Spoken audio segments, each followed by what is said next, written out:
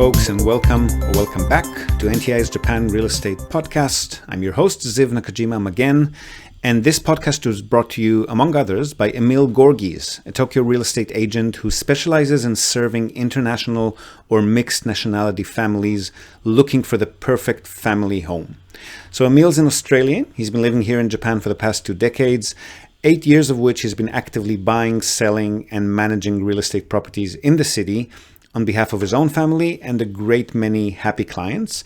And he also acts as a mortgage broker on behalf of his clients. So his company has a dedicated loan officer in many of the Japanese mega banks.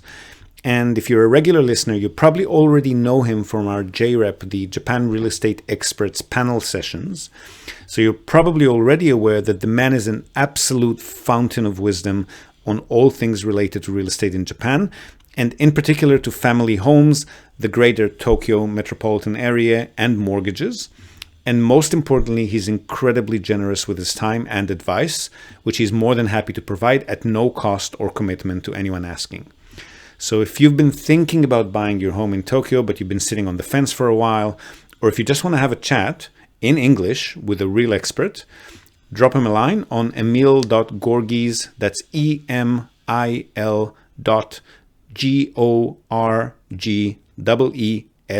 emil.gorgis at tokyorealty.jp. Hit him up today and start exploring your options. Okay, so a bit of a long one for you today if you're that way inclined.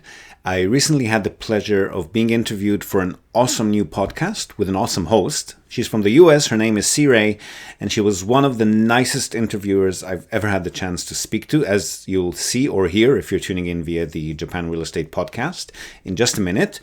And her podcast is named International Real Estate Advisors with C-Ray. And as you'd expect, she regularly brings on various real estate professionals from all around the globe and chats to them about all things related to their countries and areas of expertise, which is exactly what we've done in our conversation as well. Highly recommended podcast to subscribe and listen to, and we'll link to it in this episode's show notes, of course. So we talk a lot about the Japanese real estate market, how it's different to many other markets around the world, but also a lot about purchasing real estate property remotely or out of your backyard in a more general manner. And we also touch a bit about my own personal philosophy, life, business journey, etc. So nice long conversation. It's about an hour and 20 minutes that touches a whole lot of topics. Sit back, grab yourself a hot or cold drink, enjoy the conversation, and I'll see you again on the other side. Welcome to International Real Estate Advisors with C-Ray. Today I have with me Ziv Nakajima again with NTI. Did I do good, Ziv? You did perfect. That was the best pronunciation I've ever heard, actually. Well, how are you? Welcome, and good evening to you. No, good morning. Good evening to me and good morning to you, right? That's it. Yeah, I'm awesome. Thanks. How are you? I'm doing good. Today was a rather cool, wet day here, but it's all good. So, I'm having a good time. I was excited. I told a bunch of people about our interview to come. So I was like, I'm excited tonight. I ain't even going to a club or anything like that. If that's what it ignites excitement for people. I was like, I'm excited. We're going to be talking about a lot of cool things, and we have to get on into it. Where are you connecting with us from? I'm in Fukuoka, Japan. It's like the biggest city in Western Japan. Oh, my. Well, we'll get right into it. How did you get started? What do you do? Because I know I didn't really elaborate on what NTI means, but I'll let you do all that cool stuff. Yeah, sure. So NTI stands for Nippon Tradings International. Nippon is the Japanese word for Japan, or one of the Japanese words for Japan. And what we do is we basically represent people who deal with any kinds of real estate in Japan, but for some reason or another, they're not doing it directly. So all of our clients are foreigners or non-Japanese, and about 80% of them live outside of Japan. So they don't have an address here. They can't open a bank account here. They can't. Japan being Japan, it's very insular. So basically, if you're dealing with a Japanese professional, it's very difficult for them to wrap their head around the concept of dealing with foreigners. They don't speak any language other than Japanese. They don't normally, aside from, very few select professionals, they normally wouldn't know how to communicate with people overseas, send money overseas, receive money from overseas. And all of the local entities that you're working with also still require a local address, a local phone number, somebody they can pick up the phone to and chat with in Japanese when they have something to notify you. So 80% of our customers can't do that. They live overseas. Japanese bank policies don't let them open a bank account. They don't have an address, don't have a phone number. And it's very difficult for them to find people to work with on the ground here. So if you think about like any other country around the world, say you go to, even in Asia, you go to the Philippines or you go to South America, you go to anywhere, there's usually a host of real estate professionals that want to work with you. Like they want the foreign investment. They want people to come in and give them money and buy stuff from them. And then the investor kind of has to pick the reliable ones, right? Make sure you don't get swindled and that your money is in safe hands. And here it's weird, but it's exactly the other way around. Like everyone's super professional. They're all by the book. Everything's got a paper trail, but it's really hard to find somebody who'll actually work with you. Right? So what we do for our customers is we bridge that gap. So we give first and foremost, we give the Japanese side a Japanese face to deal with. We promise them that they'll never have to speak to any scary foreigners, and they're not going to have to look at English documents, and everything's going to be done through us, and we're all Japanese. Don't worry about it. It's like the same way you're used to doing business. And then for the foreigners, we give them like a English single point of contact for everything. So we deal with the realtors for the purchase and the sale. We deal with the property managers. If it's a condo unit, we deal with the building management company. Tax authorities, insurance, everything. We do everything for them in like a single point of contact in English. And that just opens up the market for them, because if they were to go direct, then they would only be able to work with, the 5 or 6% of professionals in Japan that can actually deal with foreigners. There's not many of them. So if you're buying like a penthouse in Tokyo, which is, pretty internationally savvy, then you could do that. If you're buying something in like an international ski resort, you might be able to do that. But all around the rest of the country, which is usually where especially for investment, is usually where the better deals are. And if you're buying a holiday home, say, it's where the more attractive, cheaper deals can be found. There's just nobody that you can work with. So 80% of our customers live overseas. We do all of that for them. And the rest of them live here in Japan, but they're just either their language skills are not up there, or they just don't have the bandwidth, or they just don't want to deal with it themselves, or just need professional support, consultation. So about 20% of them actually live in Japan, but they're also non-Japanese. Do you have like a vast level of knowledge, and appears you're very connected. So at the core, did you begin your career in the financial space, or did you begin your career in the developmental space? Because you probably said it and I missed it that quick. How long you've been in Japan for? How long, as far as kind of about 10 years now? 9 years in Japan. We started our business when we were still living in Australia. So the business has been around for 10 years, but I've been physically here for 9 years. But no, before that, I had absolutely no real estate or investment experience. I actually came from IT. So yeah, I was an IT project manager for many years. But, funnily enough, the same sort of skills that I applied in that career really translated well to what I'm doing now. And I guess a lot of it has to do with the fact that you're basically, when you're in charge of a project, say in IT, or, let's call it a construction project or a government transformation, whatever it is that you're doing project management wise, you're dealing with spreadsheets. You want to, there's stakeholders, there's people who have interest in the project succeeding. There's people that you're going to have to overcome challenges with to convince them to get on board with the project. You have a budget to run. You have profitability that people keep a track of. And you're just juggling these million little balls constantly just to make sure that, everything just gels together and works smoothly. And it's very, very similar when you're dealing with, especially investment real estate, which is, still, I'd say, more than half of our business these days. So not a huge difference. And because because we're nationwide and we're actually working with third parties, right? So again, we work with the realtors, with the property managers, with all of these different professionals that are involved in the process of purchase and management and sale. So it's not really, it's done remotely. And, when you invest in, I mean, your podcast is all about investing remotely, basically, right? Investing in other countries or another location, out of your backyard kind of thing. So you and your listeners probably know, or maybe are, people who are new to it are starting to get the hang of things. So they realize very quickly that when you're doing business remotely, the due diligence changes, right? Like if you're investing in your backyard, due diligence consists of going to the site, looking at the property, checking things out, boots on the ground, hands on, and making sure that everything is the way it's represented to you.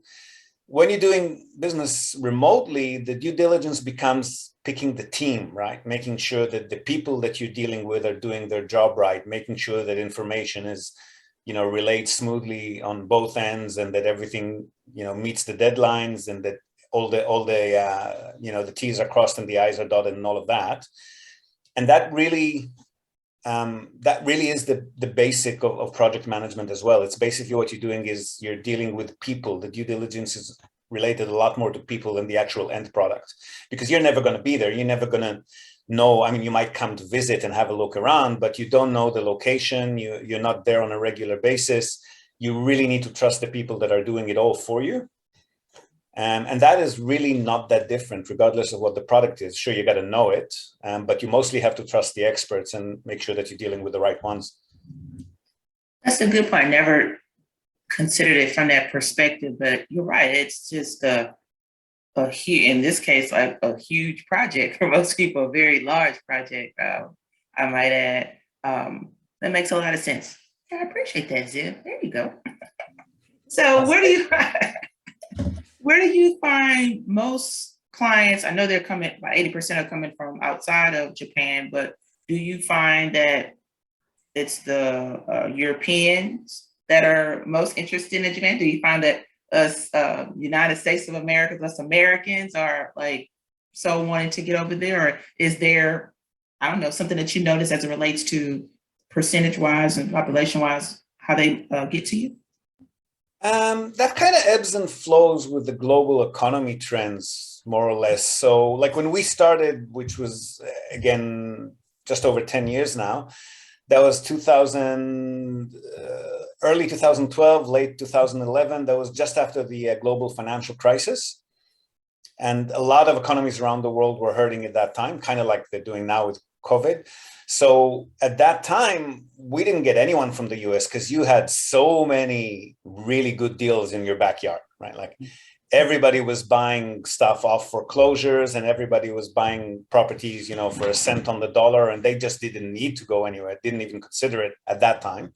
So most of our customers then were from Australia, from Singapore, a little bit from Hong Kong. So places that had really expensive and relatively small property markets, or at least small in this, like Australia is huge, but there's only really 3-4 cities that you can really do any deals in Australia, unless you're super creative and going to mining towns and stuff like that.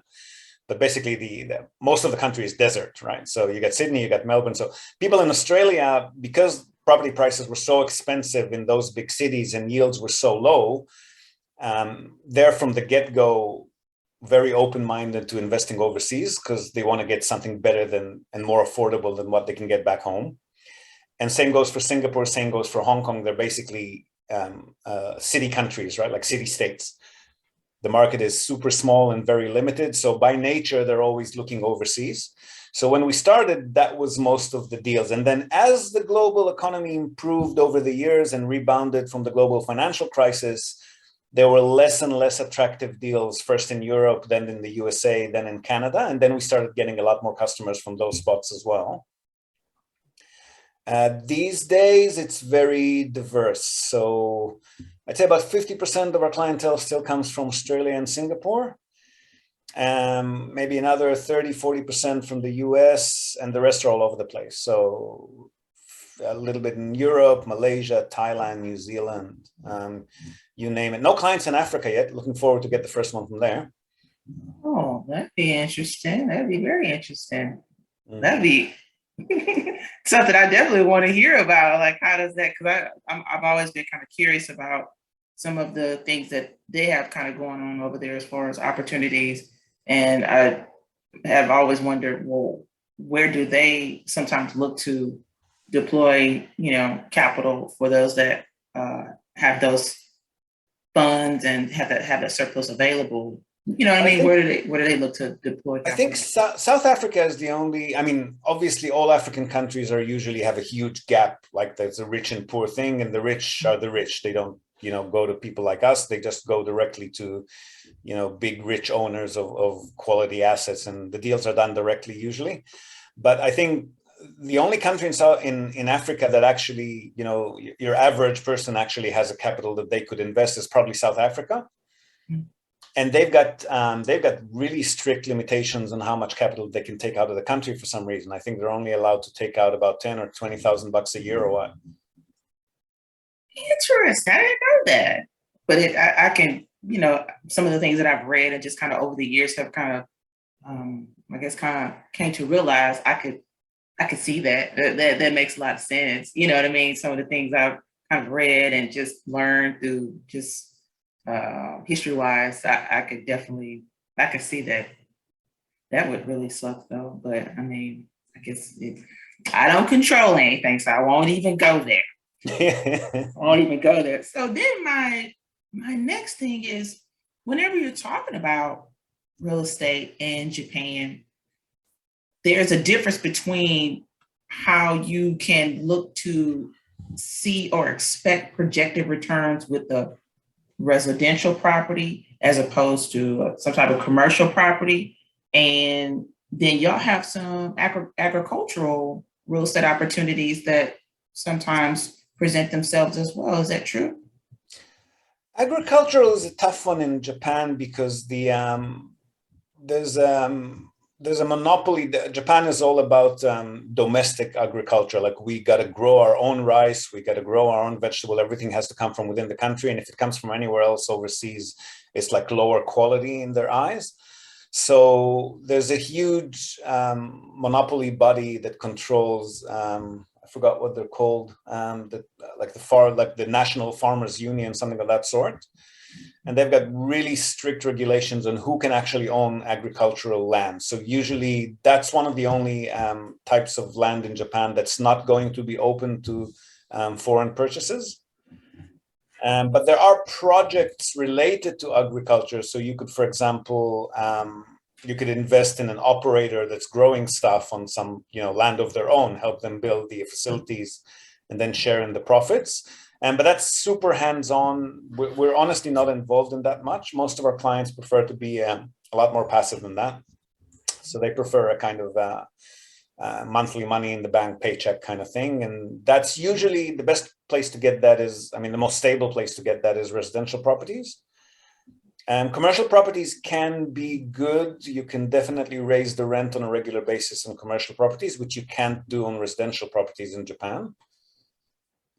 But they're a lot more volatile because, when the economy goes up and down, commercial property, businesses might go bankrupt, they might close, they might downscale or downsize or relocate. That doesn't happen with residential tenants, especially with Japanese. They like things to just never, ever change. So the same person, if they can, would live in the same property till the day they die kind of thing. So the tenants are much more stable with residentials. But the downside is, again, you can't raise the rent. Interesting. So then how do investors expect to see those returns? It sounds like just you need to be open to the fact that it's not an appreciation thing.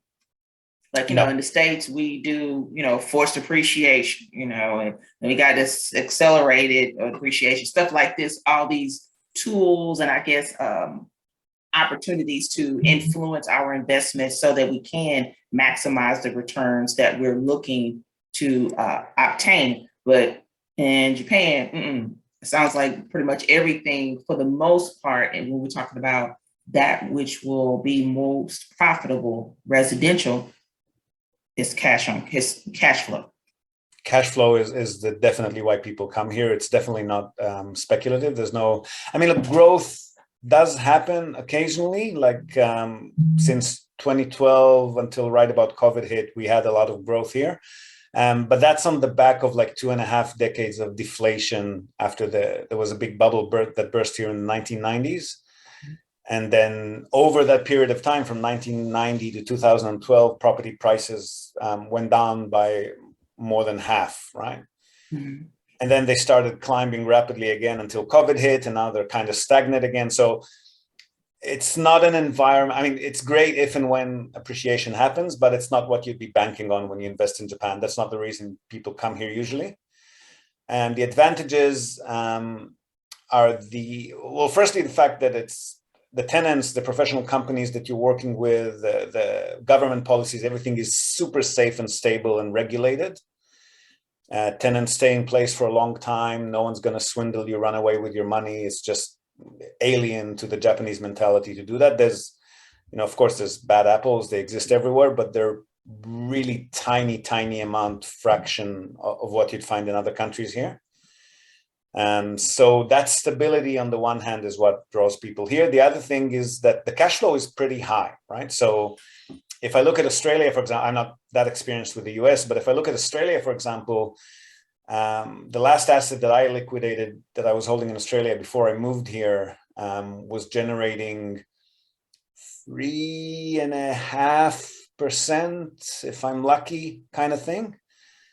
And here we usually, we deal with foreigners, so they usually don't look for anything too low because they can get that at home. They come here for higher cash flow, but we'd normally not see anything below 5, 6, 7% here.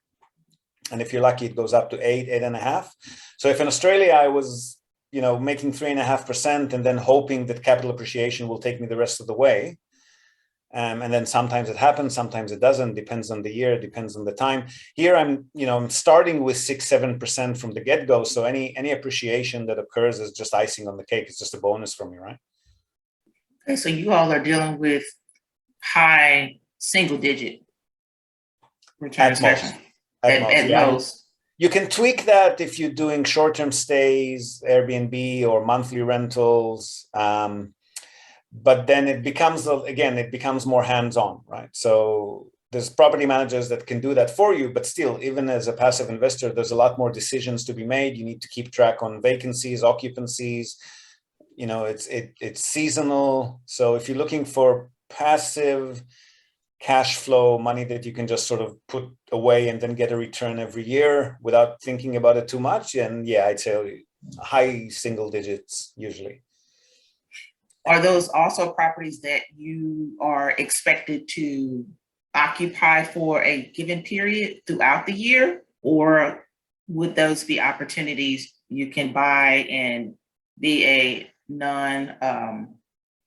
non-occupied, I'm saying it wrong, I'm having a brain fart today, but not live there throughout the time that you are. You mean you occupy them personally? Right, like if an investor buys the property, are they expected to occupy the property for any given amount of time, or can they purchase the property? Oh, you mean because they're foreigners, kind of thing? Right. No. So Japan's the only country in the Asia Pacific region that has virtually no limitations on foreign purchase or ownership. None. Everything's the land is freehold. You're not taxed anymore because you're actually you're taxed a little bit less because residents actually have municipal taxes that you don't. So yeah, it's a completely open market. There's maybe 1% of the market that's, if it's right next to a military base or it's a culturally protected heritage kind of street in a particular traditional historical city, but that's a fraction of the market. 99% of the market is completely open for investment by foreigners. Promising, very promising. Yeah, but the problem there again is that it's all open on a government policy level, but when you get down to the ground, you actually need to find people that you can work with. You need to find a bank that'll let you open a bank account as a non-resident. That's where it becomes difficult in Japan. Let's go right into it. So had a conversation with Daniel, and he was giving me a little insight about the fact that it's not necessarily one of those things where you just walk in there and say, hey, I need to borrow. I'd like to borrow X amount of money. I have X amount of money to put as a down payment. I want to purchase this piece of real estate or this asset. I've understood that's not how that works. How does it work as far as Well, for a non-resident, just forget about it. Loans are just not available unless you're living here. And even if you're living here, you need to show them an income history for an owner-occupied home, at least a year. For investment property, usually something like 3 or 4 years. And then they'll let you borrow only based on your income, on your earning capacity and repayment capacity. So they don't care about any assets that you have. There's no drawing on equity to recycle a loan or refinance, none of that. You can basically borrow up to 7 times your annual income. And that's your entire borrowing capacity, whether it's for your own home or investment homes or whatever it is. And the only way for you to increase that is by increasing your monthly income or paying down some of that debt. And then, you've got borrowing capacity again. So for someone wanting to get their, let's say, toes wet, you pretty much need to be prepared to pony up all the capital that you're going to need to get started. If you're coming from, let's say, the United States, and you don't have a history of having lived in Japan for any amount of time where you were making a certain amount of income that you could use that as, I guess, a foundation to have a conversation and engage a lender. You don't have that. So you pretty much need to have all that capital up front to get started, right? Yeah, but that's the third thing that draws people to invest in Japan or to buy property in Japan, is that it's very affordable. So if you think about back in the 90s, Japan had this is pre-bubble burst. Japan had this image of being one of the most expensive places in the world. And it's kind of reversed now. So central Tokyo, central Osaka, and some of those fancy schmancy ski resorts up in the mountains are still expensive. But the rest of the country is extremely affordable. So just to give your listeners an idea, you can buy a reasonable investment property, say a studio or 1-bedroom apartment in any city that's not Tokyo or Osaka, for prices starting as low as 20,000, 25,000 US. It is a very low entry point. Okay, yeah. So that's where you can kind of get that balance and that shift where, okay, now we can start making sense out of this. Yeah, so for the price of your down payment, basically you'd be able to already buy maybe 2 properties, right? Exactly. That you're spot on. You're spot on. That is. And so tell me this. I know I've heard, and I don't know how true or false this is, but I know I've heard in the past that, how you say it, Japanese families aren't necessarily allowed or not encouraged. Let me say encouraged. That's a better word. To just have these big families, like, a football team and stuff like this. Is that still kind of true? Does that also kind of hold well with why you would maybe see more smaller families? So if you did buy a 1-bedroom or maybe a 2-bedroom resident, you would, very likely have an easy time leasing it out. Well, Japan as a country would love to see the population grow. It's actually the fastest declining population in the world. People are aging here super fast and they're not having too many babies. And they don't get married as much as in other countries. And they definitely not, even if they do get married, I think the average number of children per family here is like 1.2 or something. It's super, super low birth rates. And that's not due to any government policies. It's, there's, quite a few books, and we can talk about this for a few hours. You speculate why that's the case. If you ask me, it's mainly the fact that Japan's very anti-immigration as a rule. It's not a country that makes it easy to migrate here. And the mentality here is still very, very old school as far as women's rights and women's roles are concerned. So it's generally expected in Japan that the woman might work until she gets married and then become a housewife. But the thing is that Japan is also a modern country, so it's not like women here are, insulated away from the rest of the world. They see that women in other countries have a much better deal.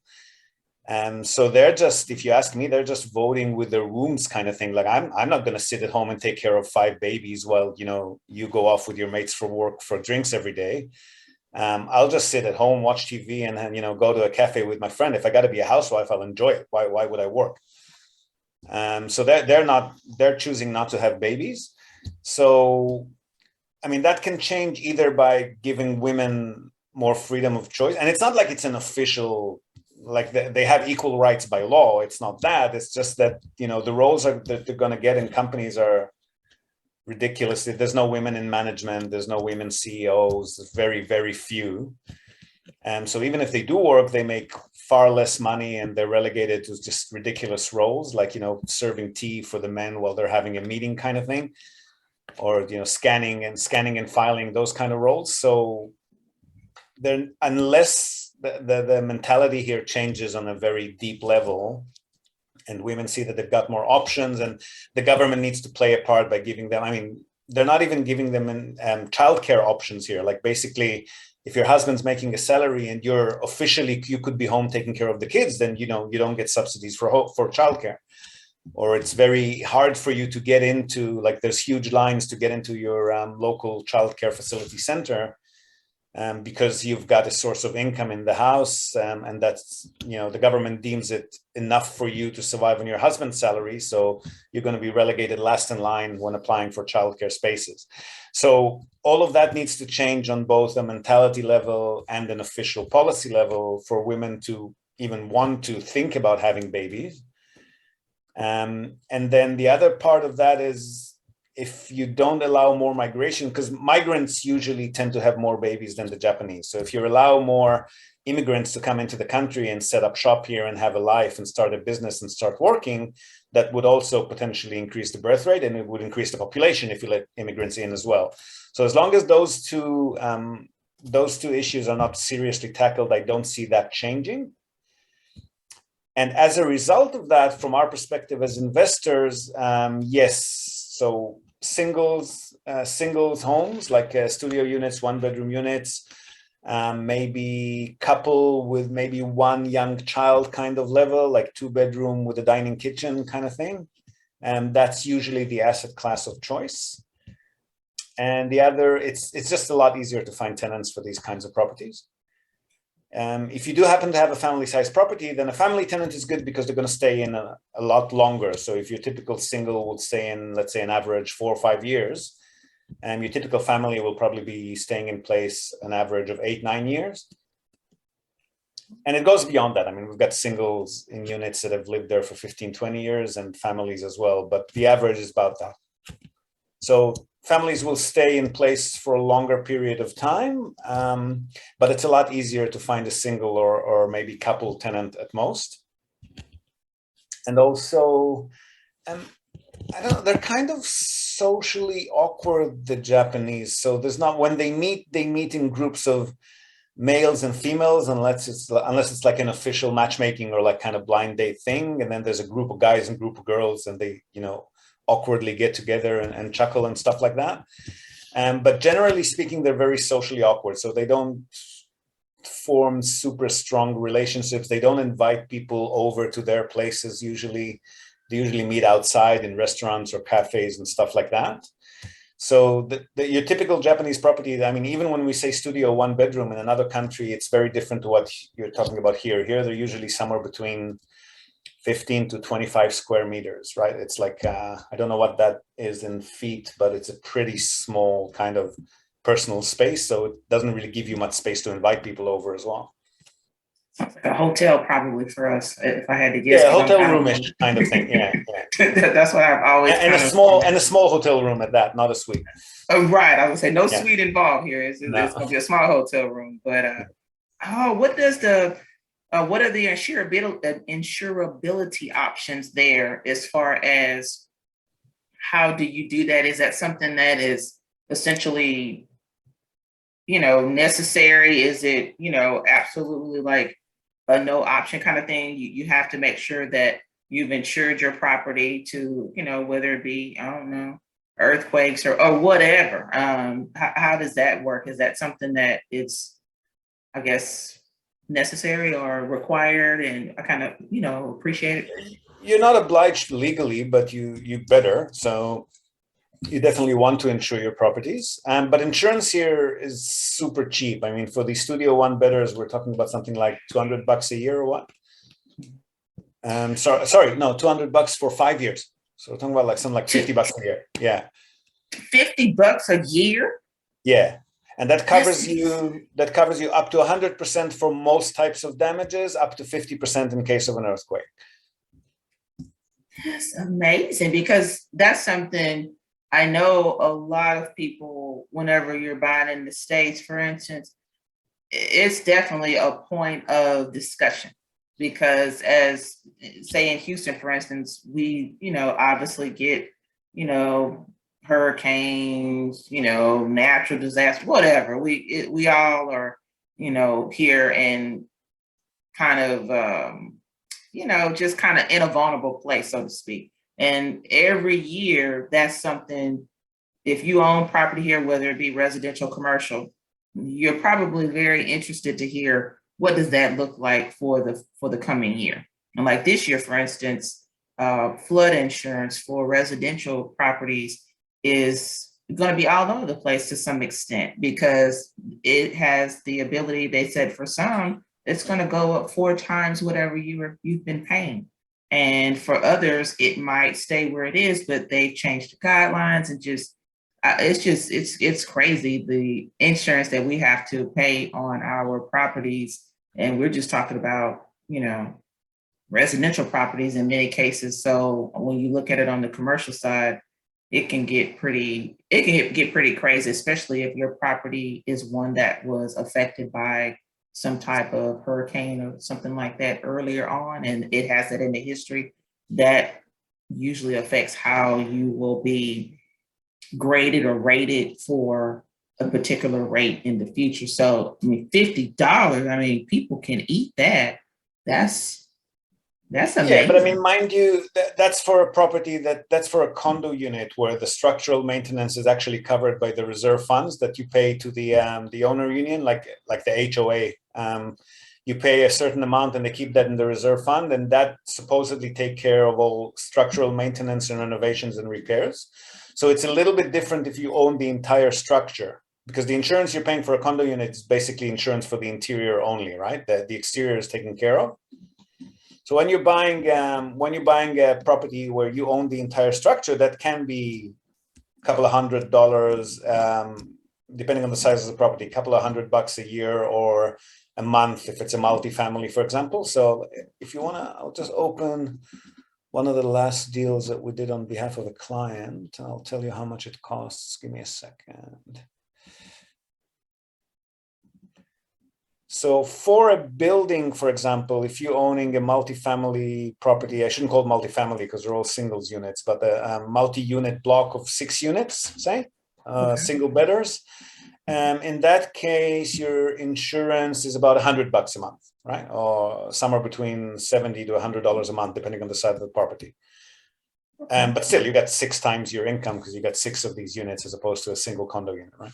I was gonna say that's still, I think that's still pretty good though at the end of the day, because you got 6 of those. It's not like you're talking about one, because I mean, here we could have one home, and let's say the home is 2,000 square feet and the owner owns the whole thing. They might pay, especially if you're closer to the coast here in the Houston area. So you might be somewhere out here where I am, and I'm in a suburb of Houston. It's called Pearland. And an owner might pay, let's just say about $1,500 for Texas wind and hail. And that's only one piece of the total pie as far as insurance is concerned. So that's still pretty good, you know what I mean? Because there's still more money that an owner such in this area will still have to look to possibly depart with X amount of capital for their property. So that's still pretty good. What you just said regarding an asset of that type. Well, yeah, bear in mind though that the price of the property is probably a lot higher there. So if we're talking about this, for example, that building that I've just mentioned, that entire 6-unit block cost less than $500,000, right? So we're talking about 400,000 US for the entire building. So there's less for the insurance company that actually compensate you if and when something happens. And also, you also want to get landlord insurance, which you get per door. And that's in case, in Japan, again, because of the aging population, a lot of the time you've got elderly tenants and they can occasionally die in the property. It does happen. So that covers you as well for renovation of the property if and when a tenant passes in it.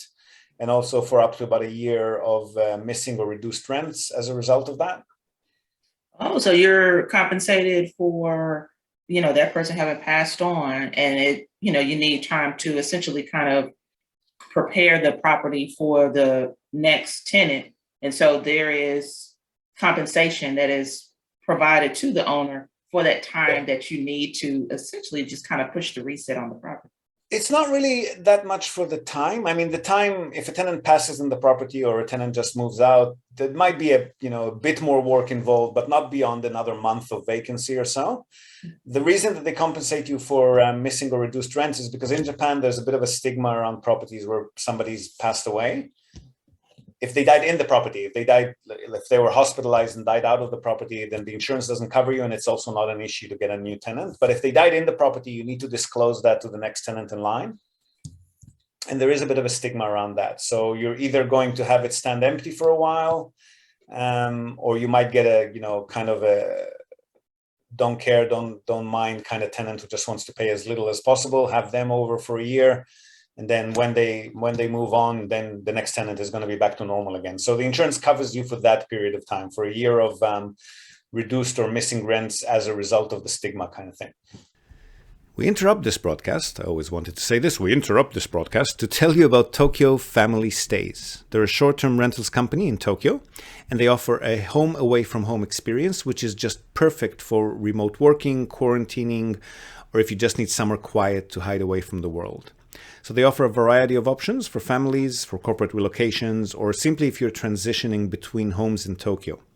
Now, the properties are super comfortable, tastefully furnished, fully equipped with all amenities, and they accommodate up to 10 people. So really the only thing you'll need to bring with you is your toothbrush and maybe a change of clothes.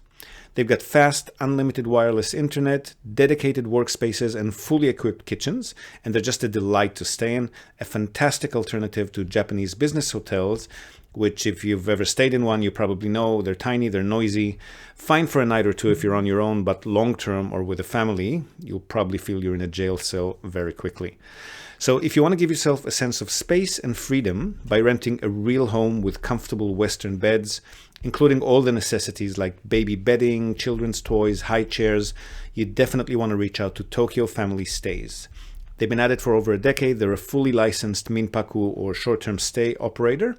And as a special bonus for our viewers and listeners, they're also throwing in a breakfast basket upon arrival for anyone who books and mentions the Japan Real Estate Podcast or NTI.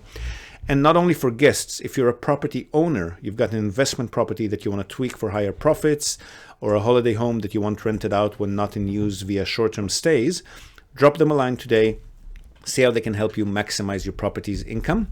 And again, as a special bonus to our viewers and listeners, they're also offering a free audit of your existing short-term stay listings without any obligation whatsoever.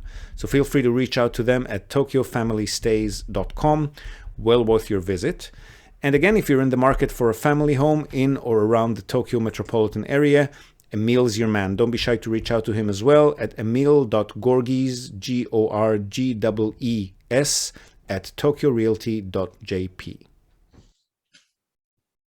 Interesting. Never heard of anything like that. Yeah, I think that I'm not gonna say the stigma, but yeah, that concern, that probably is something that's throughout the whole world. Because I know here, whenever you have properties where, sometimes crimes, took place and someone died, but not by way of natural causes or an illness or something like that. It was murder or whatever. Those properties are usually pretty, concerning to many people, but you'll have others that are not I know they're not as bothered by it, and they're willing to just, hey, come on in there and just get going with, maybe sprucing it up, painting some walls, just getting everything clean, and just essentially presenting a new product out there on the market, and they'll put it out there.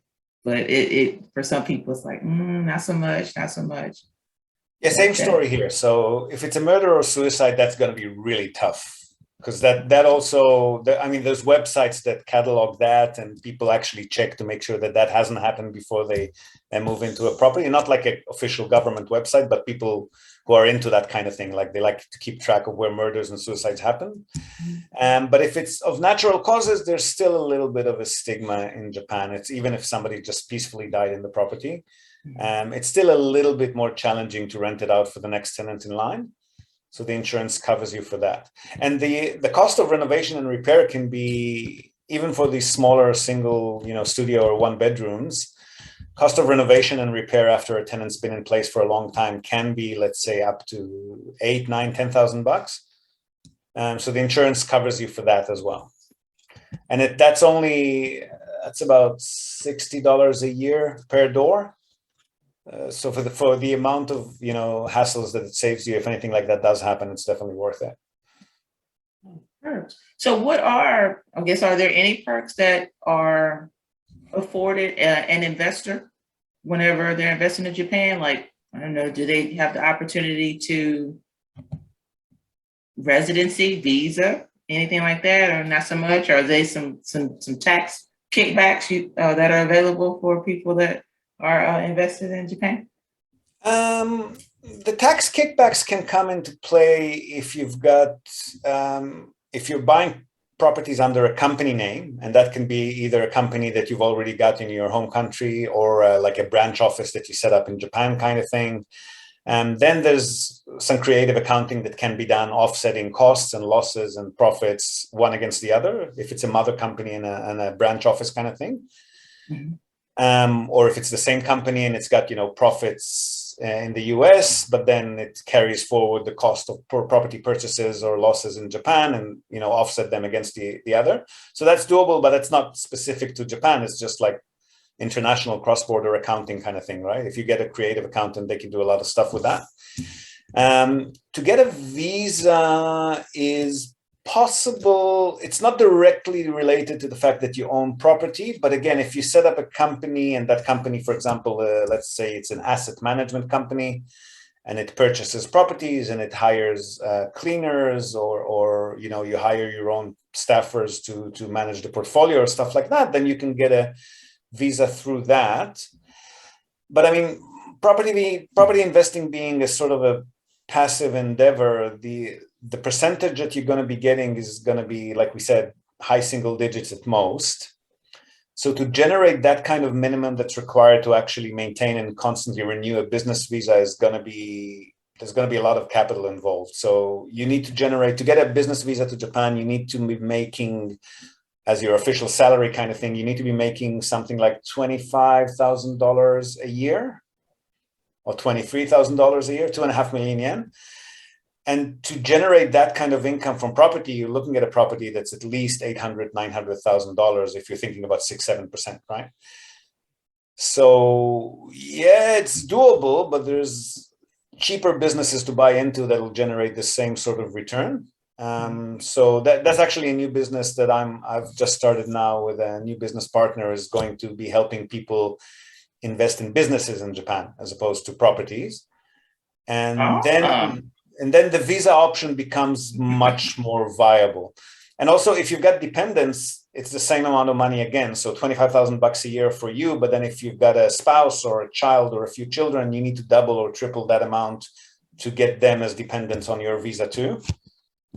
Okay, for them to be able to come with you, essentially, it's not like they just go off of whatever your information provides, but okay, makes sense. Unless if it's a spouse and they've got a job in Japan or they're making income or salary off the company as well, then that's okay. But otherwise, you as the sole provider kind of thing, if you want them to be granted a visa that's dependent on your business visa, then you need to double, triple that amount, etc.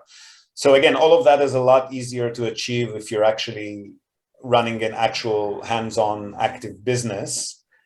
rather than investing that in passive property rental income. Okay, it's all coming together. So the key players are, like I was talking to someone some time ago, and we were talking about how it's so interesting to know who are like the key players necessary for each given place, throughout the world in which you invest. And so are the key players, many of them, your attorneys, of course. Attorneys seem like, I don't care where you go, it's always good to have an attorney, a real estate attorney, specific to your needs. And then there's a notary. Someone tell us who are the key players? Obviously, someone like yourself, because you're going to be able to make it happen, because you're going to be able to make sure that they have these necessary folks and they're getting to the right folks so that they can get the right information. But who are the key players? So I'd say the most important kind of team member that you want to have on your team is a property manager, because they're really the ones who are going to be making or breaking your investments. If you got a crappy property manager, your property is just going to be standing vacant. And that's most important. With realtors here, it's kind of a funny market. Like I know in Australia or in the States, you basically shop around for a really good agent, and then you said, okay, well, this is what I want to buy. Go find me that kind of property. And they get on it and they negotiate for you. Doesn't work like that here. So there's a huge number of real estate agents, especially in the bigger cities. And a lot of them are national offices. They got an office in each city, but you're going to be working with a totally different person in each of these offices. And the market is very much an open market. So all of the property agents have basically access to the same sort of database, the same kind of listings that are available out there. So, I mean, because we've been doing it for a while, we do have, a few favorite agents that we work with. But even us, when we're searching for a property, we're going to find a property listed online. And then we're going to usually just try to communicate directly with the agent selling the property, whoever that agent might be. Once we've done a few deals with them, then they'll start sending us, listings maybe before they publish them online. So it does make it easier for us to sometimes get in the door quicker before a lot of people start making offers and stuff. But basically, you don't need to have a specific realtor that you're working with. You just go on whatever the open market has to offer at any given point in time. Legal, again, each and every agency would have their own either in-house or a company that they partner with for conveyancing and for the legal aspects of the ownership transfer. And Japan is a super by the book, fully documented kind of country. You don't need to worry about triple checking that the title deed. Yeah. So again, any real estate agency that you'll be working with would have their own legal professionals that they can assign to the sale. We like to work with our own whenever possible, just because they've worked with us, and all the little intricacies of dealing with foreign buyers. Like here in Japan, everything is done with like official stamps. Obviously, somebody overseas is not going to have an official Japanese stamp to affix to a document. So we have to go with notary publics and signature certificates and that kind of thing. So the property lawyer that we work with has just done it so many times that it's a really smooth process. Otherwise, it can be a bit time consuming, and you have to explain to them how it works overseas if they've never done it before. But essentially, you don't have to have that kind of person directly on your team. You can just use the one provided by the agency that you're buying via. You want to have an accountant. That's definitely something that you want to have as a local Japanese accountant who knows you and knows your income stream, both in Japan and overseas, especially if you are buying under a company name. Otherwise, the property manager, that's really the most important thing. Like whichever city you're operating in, you want to have a local property manager in that city who knows the city, who knows how to advertise to get the best kind of tenants, who knows which areas are easier to get students or retirees or young couples, or they just don't know the dynamics of that particular city. Mm-hmm. And that one I can't stress enough. That's really a large part of our work is working with property managers on a regular monthly basis. And the ones that are not proactive and not really creative and not coming up with solutions, like sometimes property would be vacant longer than usual because it's a just the wrong time of year, or there's suddenly a lot of supply in the area for whatever reason. Maybe there's a brand new development that was built around the corner, and that's creating, that's pushing down prices on the older properties in the area because people get a new one for, not too much of a higher rent. And so you really want a property manager who's got their finger on the pulse and is constantly, okay, 2-3 weeks passed, we only have so many clicks, so many people called, we're not getting good traction. Is it the price? Do we need to offer a bonus to potential tenants? Do we need to reduce the rent? Do we need to maybe advertise in a different kind of way? That's really what's going to be making or breaking the investment. So if you're not working with somebody like us who's doing that constantly on a regular basis, you definitely want to make sure that you're keeping an eye on that. I have total respect for that. That's a huge part of it. It sounds. So I got a question. I'm curious because I've just been, thinking about this as, what's going on in the world right now. Are there times where you observe where the investor is coming from?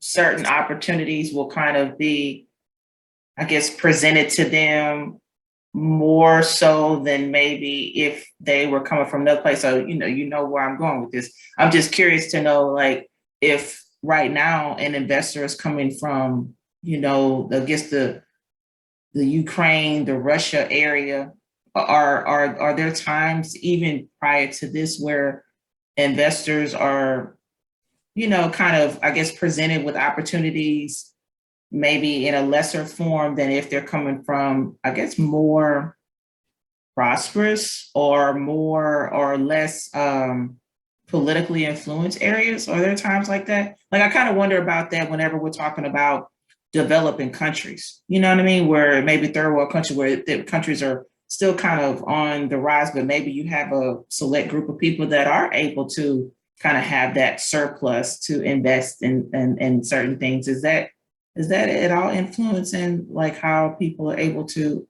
obtain real estate in Japan? So we've been from the get-go, because I'm kind of like, geeky by nature. I'm not much of a salesman, right? Like, I don't really do cold calls or advertising or cold emails or stuff like that. So we've been from the get-go, we've been just strictly inbound marketing.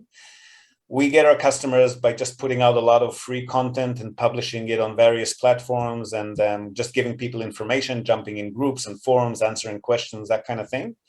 So it's not that I'm putting out any offerings that are different, but I do notice where people are coming from and what they're looking for just by virtue of what they ask me. So I can say that, again, depending on the country that they're coming from and what sort of deals they've got in their backyard, that's going to be making a big difference. So if we're talking about yield, for example, people coming in again from places where there's no yields to be found, like Australia, Singapore, Hong Kong, these people would usually be quite satisfied with returns that are considerably lower than other people.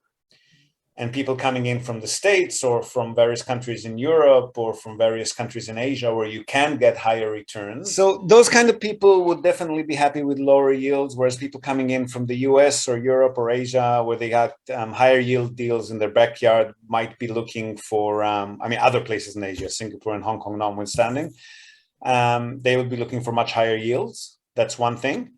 The other thing is also the country would sort of dictate the profile of the client. So, for example, Western countries like Australia, the US, Canada, and most countries of Europe, our typical clients from there would be sort of middle-aged or maybe early middle-aged or maybe retirees, professionals, professional couples, people with, a lot of disposable personal income. And then depending on what they would want to buy, if it's a holiday home or an investment property, their budget would be different. Whereas if we get somebody from, again, let's say Hong Kong, Thailand, Malaysia, Singapore, in many cases, they'd be like higher net worth individuals or family offices that are purchasing on behalf of a larger family that has got some substantial capital to spend. And then they'd be looking at bigger ticket items as well. So it really depends. And whichever country we're dealing with, there's always people who are just looking for just to get their feet wet and enter the market for the first time, and they're looking for the cheapest possible deal that they can get. Mm-hmm. So I would say, but again, because financing is not really an option unless you've got a company in Japan or residency in Japan, it would never be beyond maybe 1.5 million US at most. Even people who have more than that in cash are not too thrilled with putting all of it on the one asset, right? So I would say the gamut. I mean, the largest number of properties that we normally sell would be somewhere between 60 to maybe 300,000 US, and then we occasionally get people looking for less than that or more than that. Do you see any one generally coming to the table now with the interest to utilize some of the blockchain technology and the tokenization of some of the real estate in Japan right now? They ask about it a lot, but I can tell you there's been a few startups here that were trying to do real estate via blockchain or crypto, would accept this kind of payment. We haven't worked with them directly. It was sort of a gimmick. I think one or two of them are still out there, but they're focusing more on like prized assets that, crowdfunding, that kind of, not really what we're active in. Your average real estate agency that's listing a property for sale here they're not even going to know what crypto is. So. What about the self-directed IRAs? Or are you seeing people, I know like here in the States, that's an option that's utilized quite a bit whenever people, at least nowadays, are looking to deploy capital into an investment anywhere, whether it be local to them or outside of their home country, but using funds generally funded, an account funded by a previous employer, and in many cases that person no longer works there, but they have decided to utilize that money and put it into a self-directed IRA. So then they essentially they call the shots on where it's invested and what have you. Do y'all utilize that at all? So Japan doesn't actually recognize property ownership by these types of structures. So the only entities that can own property in Japan are either individuals or corporate entities. And those kind of arrangements, they're usually a fund structure or a self-managed fund structure. So that kind of entity cannot own a property directly in Japan. But what you can do is you can set up a local company in the US. I think it's pretty cheap to set up an LLC in the USA. And then if the fund owns the company and the company then owns assets, that's not a problem. But then you got to take into account that's usually not going to be worthwhile for lower priced assets, because if you're owning property under a corporate entity as opposed to an individual, your annual bookkeeping and minimum corporate tax, all of your annual upkeep for the company structure, and accounting for the structure in Japan is going to be about somewhere between $2,000 to $4,000 a year. So if you're talking about a couple of, studio or one bedroom units that are maybe generating $2,000-3,000 a year each, that's obviously not going to be worth it, right? Right. That makes sense. That you have to kind of find that balance in there. Okay, I can appreciate that. So what are we talked about a lot of them. Did we leave out any missteps on things foreigners need to be cognitive of when they're approaching the Japanese market? I mean, we've talked about a lot of different things that are like very important whenever people are embarking on the journey. Well, it's mostly mindset, right? There's a few major differences that you just need to wrap your head around before you start making inquiries, even in Japan. The first one is what we've mentioned. It's a cash flow market. It's not a capital appreciation market. So don't come in here expecting to make, huge leaps and bounds. And the second is, again, we've discussed that financing is not an option if you're not residing in Japan and you don't have residual income in Japan. And the third thing is that you really need to know people and professional companies in Japan are also run by people. So the people that you're going to be working with on a regular basis in Japan, they put relationships above all else. So they don't need your money. They got a huge domestic market at their disposal. They've got a lot of customers that want to do business with them on a regular basis. So again, if in another country, oh, foreign investor, come over here, let's do some business, it's not going to be the case here. So if you come in all guns blazing and I got a lot of money to invest, you go find me the best deal. And what's up with that? Why is that? They're just not going to work with you. They're not going to return your emails. They're not going to return your phone calls. You're just an annoying, tire-kicking foreigner to them. And from the get-go, working with you is a lot more of a hassle and a headache than it is than working with a Japanese customer who's, knows how things are done here. So you really need to take things at their pace and observe your manners. There's a proper way to conduct a meeting and present a paper business card with both hands and politely speak on the phone, and you don't say negative things very strongly. The whole relationship, conversational communication mentality is very different in most of Asia and even more so in Japan. So you really need to get to know the little nuances of how you should be communicating with these companies on a regular basis. Like, for example, let's say you do manage to strike a relationship with a particular realtor and, you tell them what you're looking for and they start sending you listings, the way to do it is not to just ignore the listings that are not appropriate for you and just get back to them when there is, because after 2 or 3 emails, they're going to stop sending you emails, right? So what you want to do is when you receive the list for them, you call them on the phone and you politely say, thank you very much for sending me that list. Those were very interesting. Like we spoke a little bit about that offline, like the compliment sandwich, right? Yeah. Like those are very interesting properties. I really appreciated the fact that you've sent me these properties and thank you. Like there's a whole preambling, like a prologue to every conversation in Japan that you have. Thank you very much for your time and your effort. And I'm sure it must be difficult.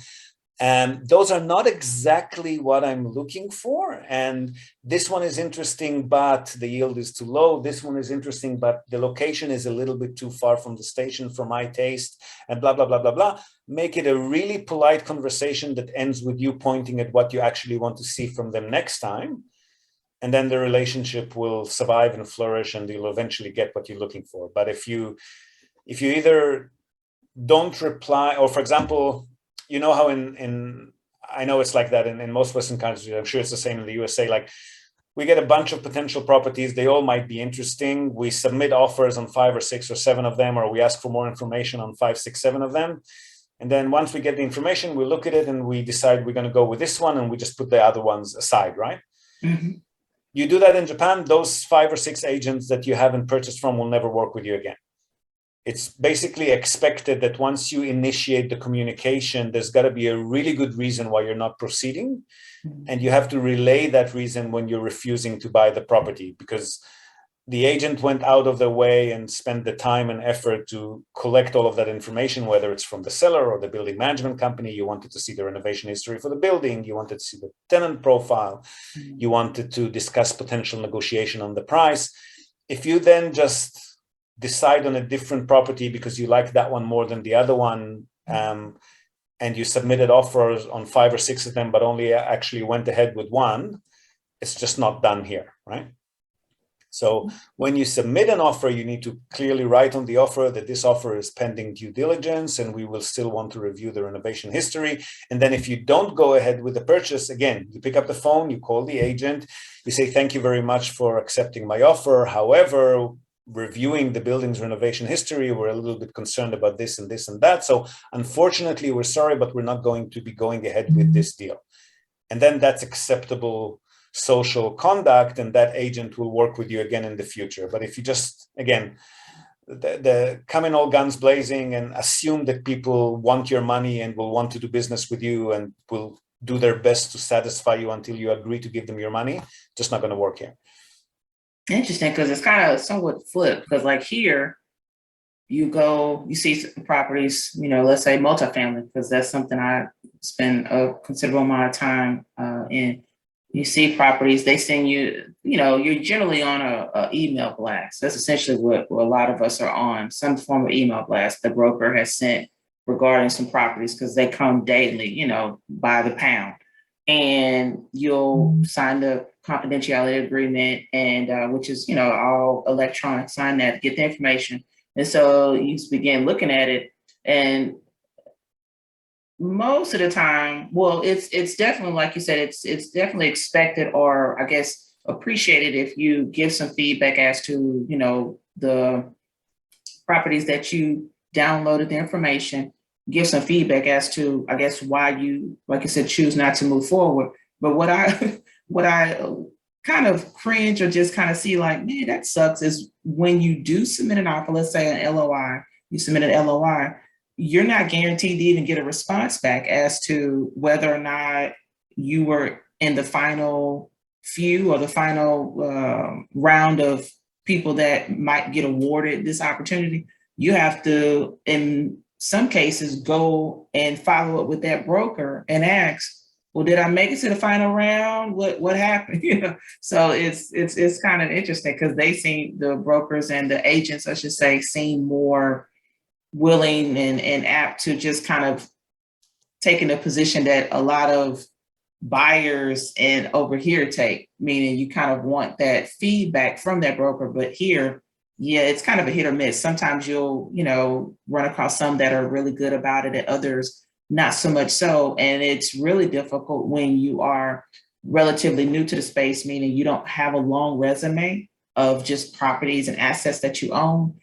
It's even worse in many cases because they see, well, you're new. So then there's an idea of, can you close the deal? Can you, get it done? And it's a challenge. It's a lot of competition, but y'all seem like y'all have the agents there kind of like, it's a pleasure for you to meet them kind of thing, which that's always, it's cute. So communication is just really key here. Proper manners about everything that you do in Japan is really what this whole culture is based on. And that same goes for real estate. Is actually an old school industry here in Japan. It's a lot more traditional in a lot of aspects than other more advanced industries. So it's really, they really expect that here. And I guess the last thing maybe and that doesn't really apply to Japan specifically, but for anyone investing overseas, is the whole exchange rate thing, right? Mm-hmm. So when you're dealing in a different currency, you really want to make sure not that you're necessarily making the purchase at the right time, but that you're remitting funds across at the right time, right? So if you've got US dollars, and let's say that you've decided that you want to invest in Japan, it's a very good idea to monitor the exchange rates on a regular basis. And when the rates peak in your favor, even if you don't have a particular property that you're going to be settling on the next month or in the next 2 months, when the rates peak in your favor, that might not happen again for another year. So you transfer your money across at that time, assuming that you've got somebody who can, hang on to it for you there, or an account or what. And then when the opportunity comes along, you've already got yens or Singapore or wherever it is you're buying in that account ready to make the purchase. Because if you wait for the last minute just before settlement, rates might suddenly plummet and you're suddenly paying 20% more for the property because the dollar took a hit, right? Or whatever. And the same goes for remitting your income back home. So if you're accruing your rental income in another country, rather than, well, obviously don't invest with money that you'll need back in a hurry. That's always like that's 101 for investment. But even if you're relying on that money for some annual payments, you definitely don't want to be relying on it for paying a monthly mortgage back home, or for paying for your shopping or for your rent back home. Rather than, an international remittances usually cost at least $50-$60, right? So you want to let that money accrue, and again, continuously monitor the exchange rates. And regardless of whether the money's been sitting there for 6 months or 12 months or 24 months, when the rates peak in your favor again, let's say the Japanese yen suddenly, bounced up against the dollar, or the dollar took a hit, that's the time to withdraw your income and transfer it back home. You're making an extra 10-20% on the transfer just there, right? So don't look for a monthly withdrawal. Look for when it's actually profitable to withdraw. And doing it that way, you can actually make an extra nifty profit on whatever rental income you're accruing, rather than, be hurt by those exchange rates. Because if you suddenly need money back in a hurry, or if you don't have any money, like let's say you withdrew all of your money back home because the rates were favorable, you haven't left anything in the country of investment, and suddenly an AC unit or a hot water boiler goes in one of the properties, you suddenly need to transfer $500 or $1,000 from the US to Japan. At first off, you'll be paying those $40-$50 on the international transfer just for that small amount. Plus the exchange rate might be not in your favor at the moment. So you always want to have reserves sitting in both countries. And if you time the exchange rate right, that'll gain you a lot more than, it's a lot better than just sticking them in a term deposit or what, because you can actually make an extra 10-20% just on those little transfers as well. Very good information. I hadn't thought about it like that. But that makes a lot of sense to just kind of have the money in place, ready to earmark and be deployed where it's needed, when it's needed. But when the rates are in your favor. Yeah. Right. Yeah. So how do people go about, I guess, contacting you? And then as you tell us that, what does it look like if someone's listening and they want to reach out and have a conversation with Ziv about working on some things that they're interested in doing in Japan? Well, we'd first have a long exchange of emails or a kind of a chat like we're doing now via voice or video, and just to get a rough idea of what that person's budget and criteria and what exactly their goals are. And it would help if you let us know if you're already invested anywhere else in the world, what you're invested in. So if you're 80-90% of your portfolio is super speculative and dependent on potential growth, then maybe we'd want to play it more safe and stable cash flow. If on the other hand, everything is safe and stable that you already own and has got very low yields, then we might, aim for maybe to be a little bit more adventurous with your Japanese investment to try and at least get you 20% of portfolio gaining higher yield, right? So we want to get an understanding of who you are, what you're looking for, how much you're looking to deploy, and if there's anything in particular that you're more attracted to, like you're more into residential, more into commercial, you're more into holiday homes, whatever it is you're looking for. And then we can put in a couple of hours of free research on your behalf just to give you an idea of what's available on the market at your criteria. And then beyond that, once you want to actually do more research or do due diligence on properties, start contacting agents, sellers, submitting offers, and so forth. At that point, we need to be engaged. So you need to give us authority to act in Japan on your behalf. There's a couple of documents that you need to have signed and witnessed. And we need our fee estimate paid in advance, because we start working from the moment that you start asking us to research stuff.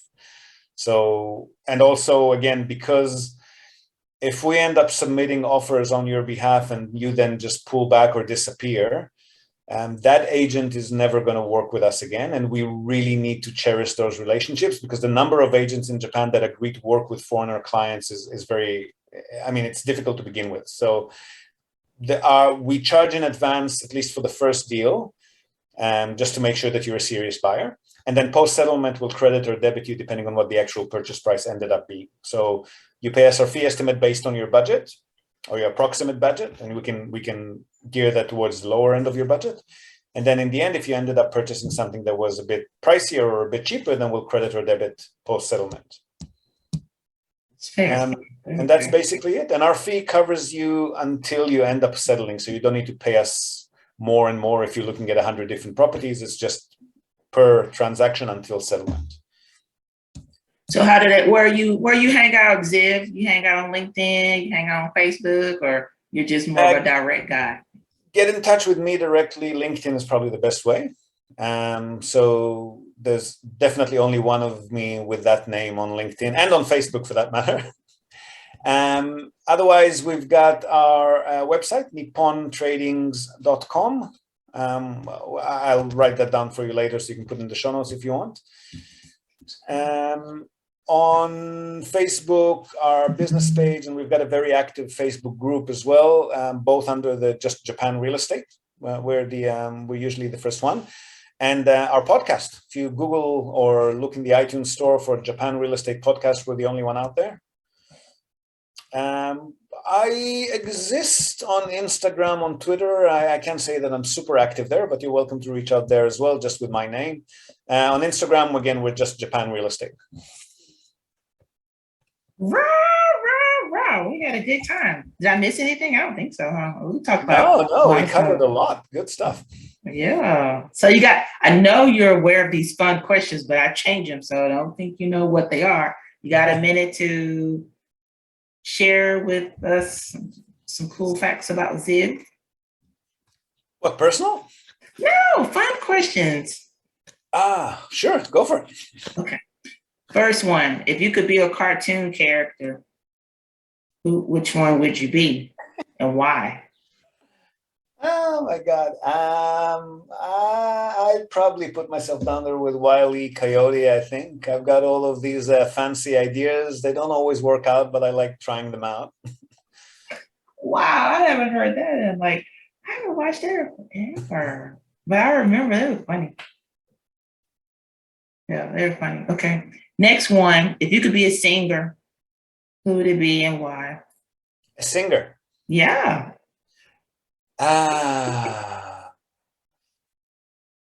Paul Simon, I think. Paul Simon. Paul Simon. Why? Don't even say you don't know. I saw that face. Don't say you don't know. No, that's the guy from he's on the show where he grades your performance, like, right? If you can sing or whatever. No. That's another Simon. No. Paul Simon. No, that's all right. I'm just showing my age. He's of the Bob Dylan era and kind of sings about similar things, like just really down to earth, normal people. You know, he's just he's a good poet, and I love his songs. So. What? You don't want to give us a little No, snippet, that's right? not going to happen. Move on. Next question. Hilarious. Okay, last one. If you could be an actor or an actress, your choice, who would it be and why? My favorite, I can tell you my favorite actor is, I don't think I'll ever be him, but Gary Oldman. Gary Oldman is unbelievable. He completely transforms himself for each and every movie. He's never the same character twice. It's not like, some of the bigger actors are amazing, right? Like Robert De Niro and stuff, but they always play themselves, right? There's not much variety there, but this guy is just like a chameleon. Each and every movie is a completely different personality and character. And I admire that in an actor. So yeah. How does that connect with Ziv? Are you completely different character from day to day, Ziv? No, I'm not. I guess that's a skill. I'm pretty much what you see is what you get. So maybe I'm a bit jealous of that. Okay, I can see. Okay, I get it now. I understand. Okay. Awesome. Well, it has been a pleasure. Thank you so much for taking time out of your busy day to hang out and share this wealth of knowledge. Thank you. It's awesome talking to you too. Appreciate it. Thank you. All right, that was a lot of fun, wasn't it? Siree is an awesome host, real pleasure to chill and chat with, and as you could probably tell, I was having lots of fun with this one. Hope you did as well. Don't forget to follow her podcast if you're interested in global real estate property markets and want to learn more about how they work in different countries. She's got some really interesting conversations with really interesting people featured on the podcast. Hope you find some value in it, and don't forget to rate her and give her a review. Let's help her reach as many people as she can. Now, before we go, we're also, as always, going to tell you and also link to our other sponsor's website. That's Hiroshi Shimizu, immigration lawyer and administrative scrivener. If you're thinking about moving here on a more permanent basis, or you're already in Japan on some sort of a temporary visa and you want to switch to a longer term or permanent one, or if you're considering setting up a local company or a branch office of a foreign company and you've got any sort of business or visa related inquiries, or even if you just want to find out what your options are on any of these topics, feel free to contact Hiroshi Shimizu. You can find him at japanimmigrationexperts.com, and he can help you set up a company, apply for any kind of visa, or just provide you with the best advice and extremely affordable consultation related to these topics. And he's already done that for many of our listeners. So feel free to reach out to him. Again, that's japanimmigrationexperts.com, and you'll be well on your way. And that's it from us for today, folks. Hope you've enjoyed this episode of the Japan Real Estate Podcast. Do share it with your networks, and please let us know what you think. So leave us a short rating or review on the iTunes Store, on Spotify, or just drop us a line in the comment section of wherever you might have found this episode. We love hearing from you. Hope to have you with us again.